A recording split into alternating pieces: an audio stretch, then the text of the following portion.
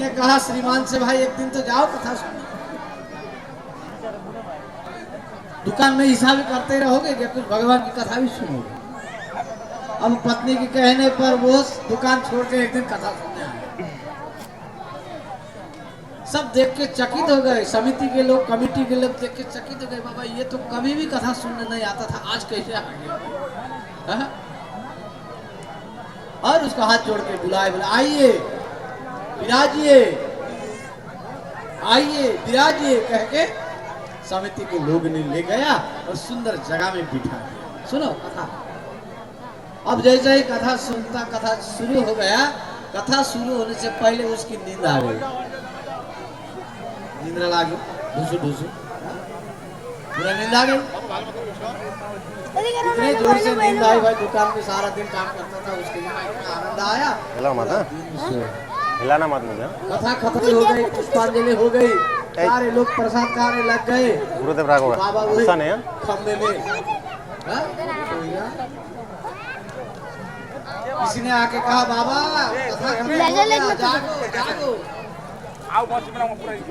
आँख खोल के देखता है तो क्या हुआ? वो जो कारपेट बिछाने वाला था ना, उसने बोला ये हमको अप्रूव करना है, आप तो जाओ। हाँ? जाओ उठो जाओ, चले जाओ आप। यही कहा उसने। जब जब आया था, आइए विराजिए, यही दो शब्द उसने सुने। आगे विराजमान हुआ, बैठ गया। अब जाइए, खत्म हो गया, जाइए, वही उसने सुना और वो घर चला गया।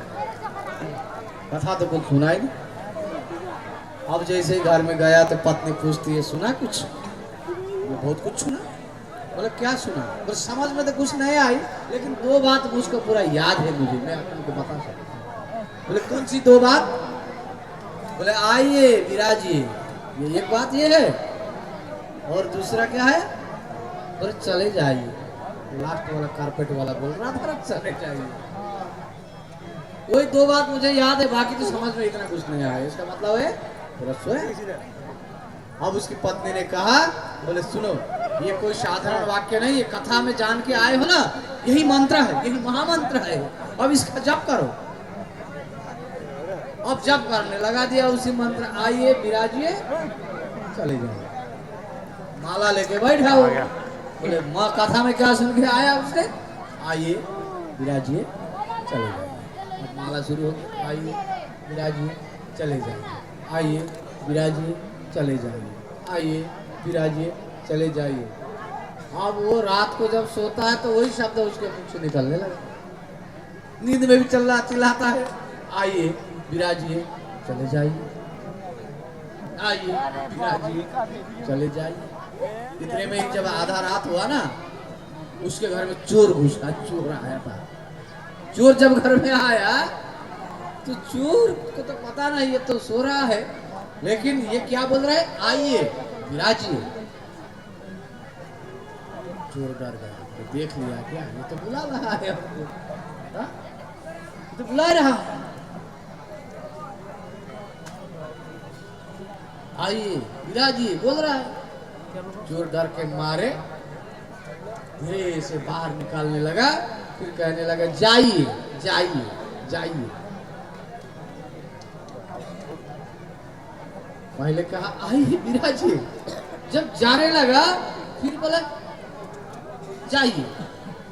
चोर को लगा इसने मुझे पहचान लिया, अब सब कुछ गड़बड़ हो गया। तुरंत चोर रिटर्न आया और उस आदमी के पैर पकड़ लिया, बाबा मुझे क्षमा कर दो, मुझे क्षमा कर दो। बोले मैं चोरी करने नहीं आया हूँ, पुलिस को मत बताना, मुझे चोरी करना नहीं आता, मैं चोर नहीं हूँ, मैं आपके शरण पड़ा हो, मुझे शिक्षा दो, मुझे भक्ति दो बोलने लगा। तो जबरदस्त खड़ा हो गया। सोता हुआ इंसान बोले वो वही उसके आइए विराजिए और जाइए वही जानता है। इतने में वो चोर अपने को समर्पण करके चला गया।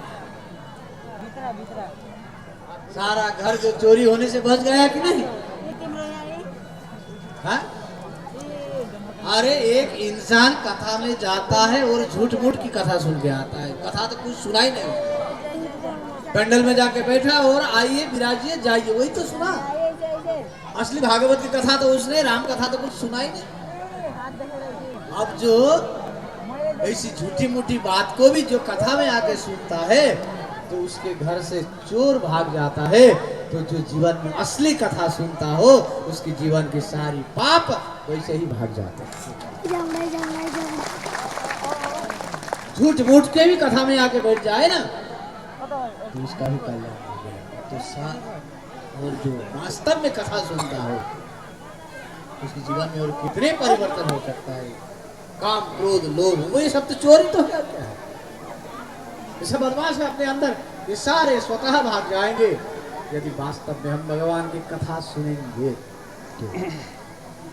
इसलिए कथा सुनना भी स्टेज के यहाँ पर भगवान है और गुरुजी का थोड़ा व्यू ले लीजिए। दिया है ना, दिया है जानना चाहिए। नहीं, इधर से लीजिए, इधर से। ठीक है, देखो सुनने की कला, जूम करके देखता हूँ। संसार की बात तो हमको सुनते हैं लेकिन कथा सुनते समय हमें नींद आ जाती है। आइए, दिया तो है इस साइड में। विराज की बस जय हो। इसी तरह से भगवान की इस दिव्य कथा जिस किसी ने भी सुना हो मन देके, और इतने सारे लोग आपने जो कथा सुनी 9 दिन तक, कोई भी एक अपने जीवन में इस कथा को उतार ले और अपने जीवन को परिवर्तन कर दिया, एक काम करें, तो संस्कार आ गया। लास्ट किसी माता के जीवन में संस्कार आ गया। एक तो तार भी है। हम यही समझते हैं कि ये कथा सिमल टापू वालों ने जो आयोजन किया था वो बिल्कुल सफल, आप लोगों की परिश्रम सफल। ये कथा सुनने के बाद भी भगवान का मन नहीं लगा, दिखाई है। केवल श्रम हुआ, केवल कष्ट हुआ, दौड़ भाग हुआ, खर्चा हुआ, लेकिन एक भी आदमी आप चलाइए तो हम देख रहे हैं, दिया को देख रहे हैं। बदल नहीं गया। हो जाएगा, जूम से हो जाएगा, तो ये सारे के सारे जूम से हो हो जाएगा। गए। ये काम कर रहे हैं, इतना कष्ट हम इतनी दूर से आए, हाँ, लोगों हाँ, को चिल्लाए, भजन गाए, बस बाद में फाट जाएगा। इसकी इस दिव्य कथा को आप लोगों ने जो आयोजन किया और हम सभी समिति वर्ग को हम यहाँ से बहुत बहुत आशीर्वाद, सभी माताओं और आप सभी भाई बहन सबको हम आशीर्वाद प्रदान करते हैं। लेकिन भाग्य की बात हमारी है, इतनी ऊंची आसन में लाके आप लोगों ने बिठाए और हमारी कथा आप लोगों ने सुनी। ये हम अपने को स्वयं भाग्यवान समझते हैं।